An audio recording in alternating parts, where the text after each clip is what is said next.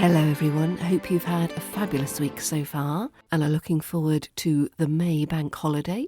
In this week's show we've got some phrasal verb pairs and some different ways to say I'm hungry. So let's get on with it. Section 1. Opposites attract. 12 phrasal verb pairs you need to master.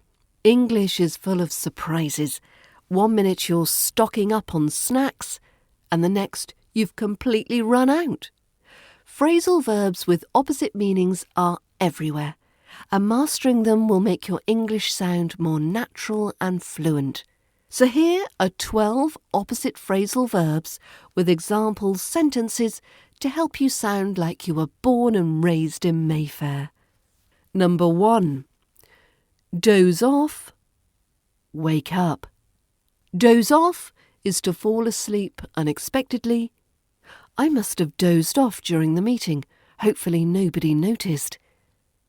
Wake up, which is to stop sleeping. I always wake up before my alarm. It's a curse. Opposite phrasal verb number 2.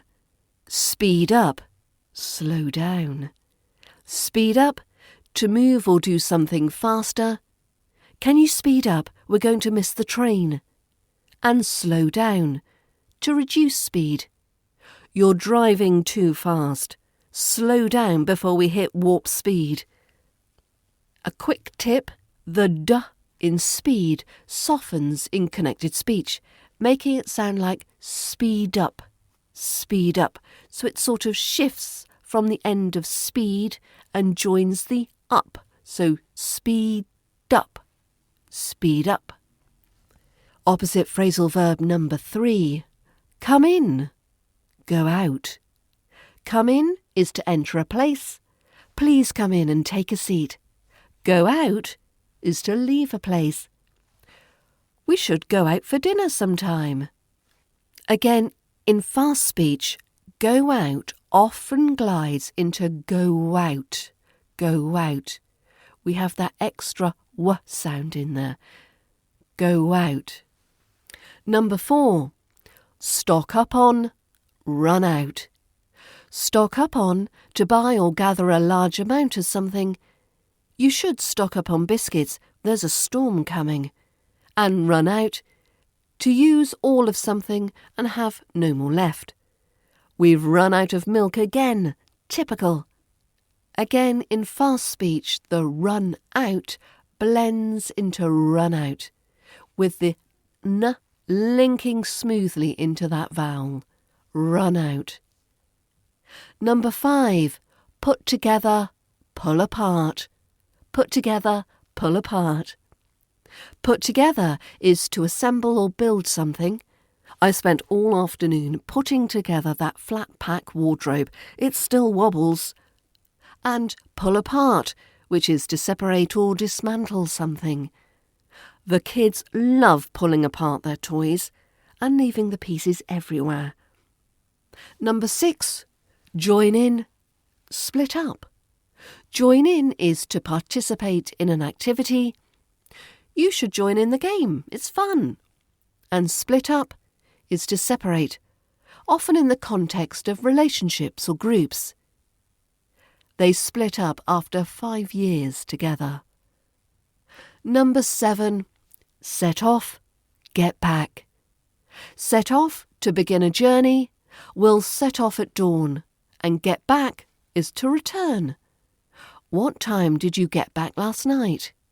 Again, in fast speech, the t in get back is often softened or could even be dropped, so it sounds like get back.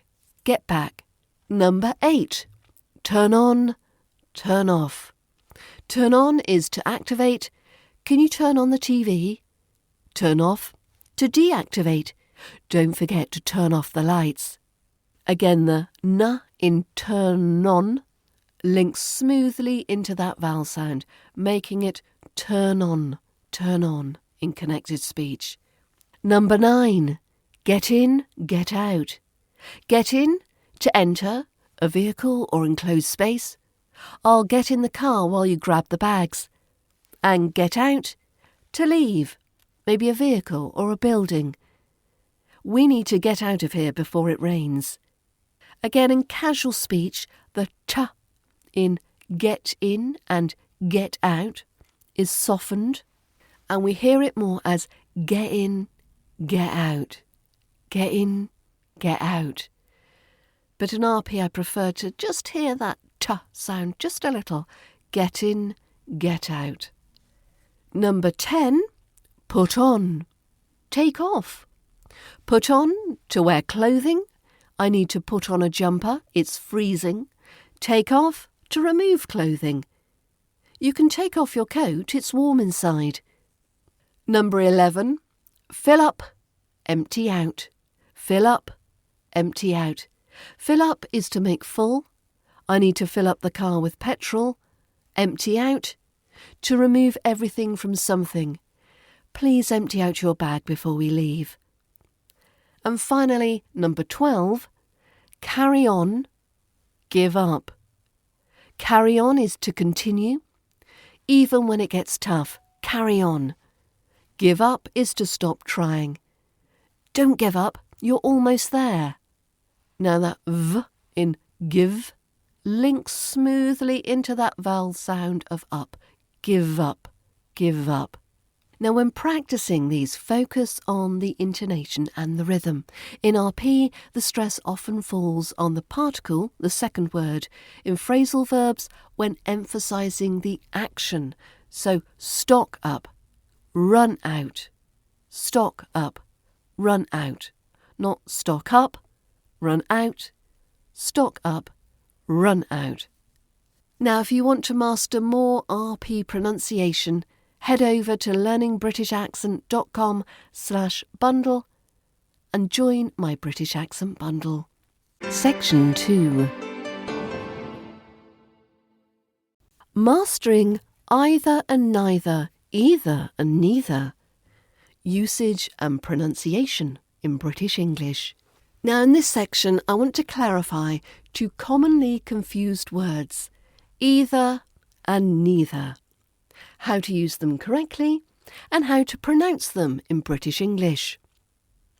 Now the meaning, either means one or the other of two choices or options. You can choose either tea or coffee. I don't like either of those films. Or neither. This means not one nor the other. It's the negative of either. Neither option works for me. I like neither tea nor coffee. Both words are used in singular contexts. For example, neither of them is correct. Though informally, plural verbs are sometimes accepted. Neither of them are coming. Now, their pronunciation. In British English, both words have two accepted pronunciations, and neither, neither is more correct than the other. You can use either, either. So we've got either, either or either, either. Neither, neither or neither, neither. Now the either, neither are more traditionally linked to RP, while the either, neither are equally standard today. Even the BBC's pronunciation historically preferred the eithers and the neithers, but it now accepts both. I personally use both variations, but tell me, which do you use and which do you prefer the sound of? Section 3. Your British phone voice starts here. Okay, so before I started my Learning British Accent website and created all the learning resources around it, I was working as a freelance professional voiceover artist for companies around the world. My primary work requests were recording phone system recordings, both for businesses and for personal clients. Anything from a simple answer phone message when your call goes to voicemail, to extensive phone prompts that could run into hundreds for the more complex organisations. In fact, due to the large portion of my work revolving around the phone, I used thephonevoice.com as my main website and email address. Now, I don't do so much voiceover work at the moment, but if you would like my voice on your phone system, then please do get in touch. The irony of my voice work is that I never really enjoyed or felt confident using the telephone on a day-to-day basis, and I know I'm not alone in feeling uncomfortable talking on the phone, especially those of you whose English is a second language and you've got to deal with British voices at the end of the line as part of maybe your work or professional life. So to help, I'd like to offer a quick couple of suggestions to help with your phone communications. So this will help you sound more polite and confident from the first hello, help you master the intonation that makes you sound more like a native, and to avoid some common mistakes like sounding too direct or too hesitant. So let's dive in. The 3 pillars of a professional phone voice. Number 1, the British greeting. It's warm but professional. And the standard is good morning or good afternoon. Then you say your company name. So I would say learningbritishaccent.com. Alison speaking. Good afternoon, Trolleys Are Us. George speaking.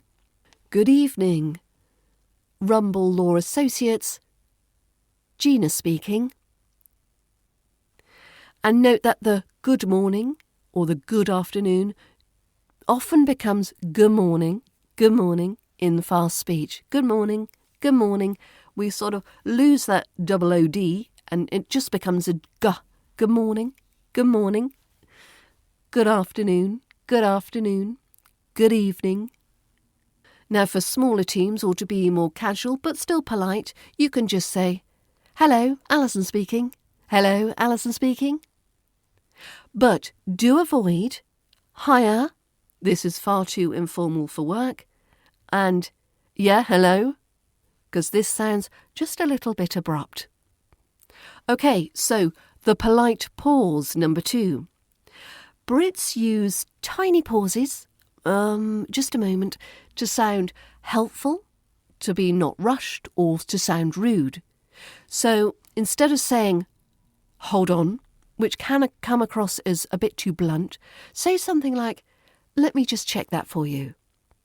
You could also use, just a moment, I'll find that for you. Or, let me see. This sort of softens any delay.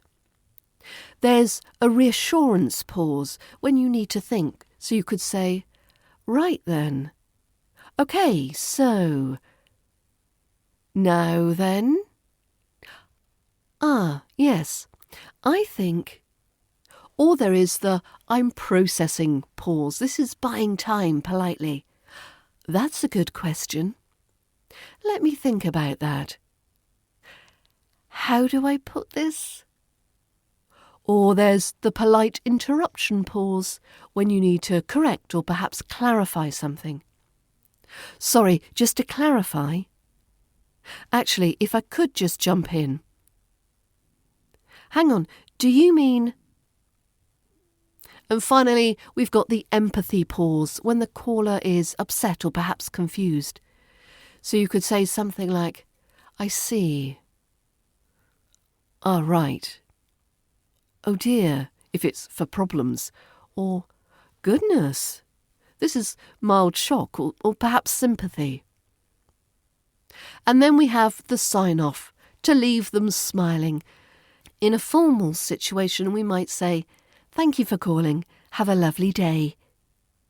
But if you want to be more friendly or more relaxed and casual, you could say, speak soon, bye for now. But try and avoid just the bye. That could come across as too abrupt. Or cheers, bye. This might be fine for pubs, but not necessarily in an office situation, unless you know that caller really well.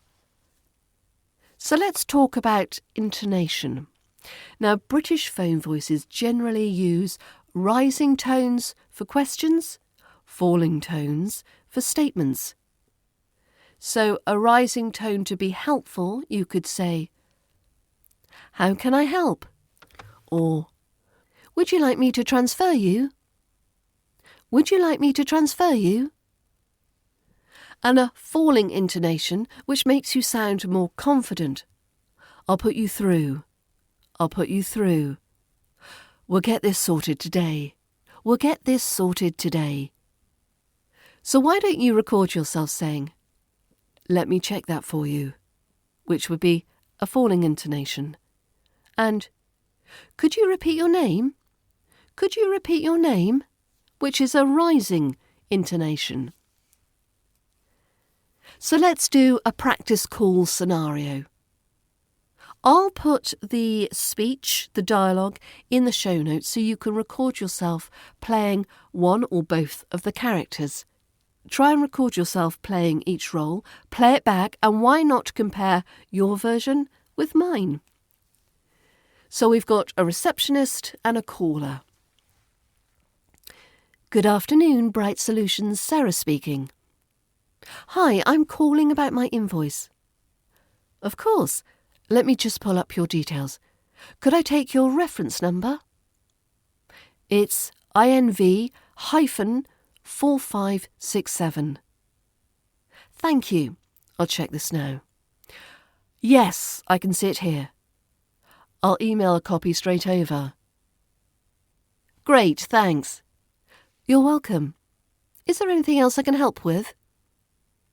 Now, don't forget, I have a module on telephone phrases and conversations as part of Course 2 of my British Accent Bundle, so you can get it at learningbritishaccent.com/bundle. Section 4. Don't just say I'm hungry. Say it like a Brit. We Brits rarely say things outright. We'd rather suggest we're hungry through euphemism, rhyming slang, or theatrical sighing. Here are 10 wonderfully British ways to tell the world your stomach is staging a protest. Number 1. I could eat a horse. I could eat a horse. I haven't eaten since breakfast. I could eat a horse.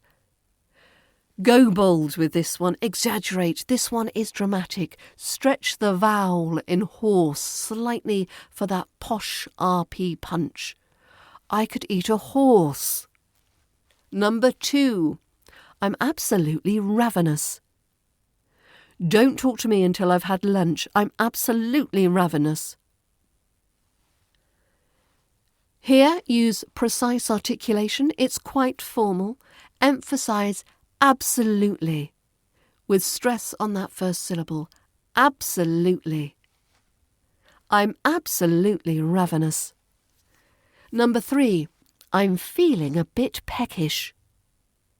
I'm not starving, just feeling a bit peckish. Got any biscuits?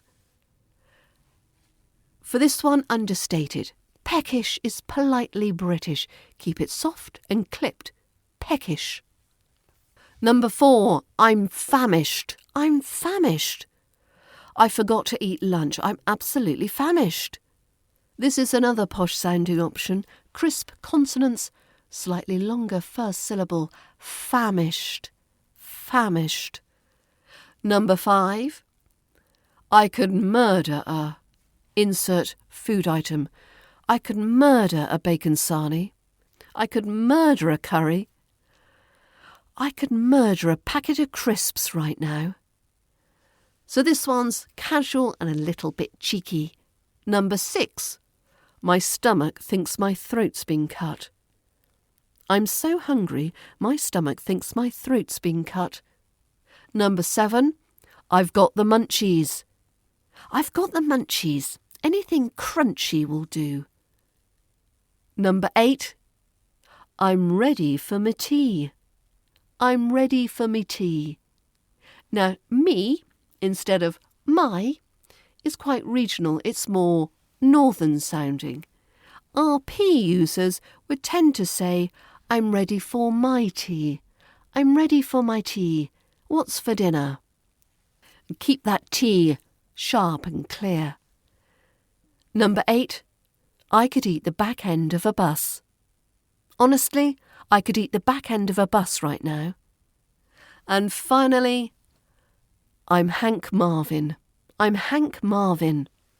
Let's grab lunch. I'm Hank Marvin. Okay, so this is rhyming slang alert. Hank Marvin equals starvin'. So say it as if everyone should know who Hank Marvin is. Use a confident tone. Hank Marvin. Hungry for more? If you want to sound properly British while saying these, the British Accent Bundle is your starter pack for sounding crisp, confident and completely native. From tongue placement to intonation, you'll learn to say, I'm Hank Marvin, with the dignity it deserves. Explore the British Accent Bundle at learningbritishaccent.com/bundle. Well, that's it for another week. I hope you have a fabulous weekend and enjoy that May bank holiday. Hopefully, I'll catch you here, same time, same place, next week. Bye for now.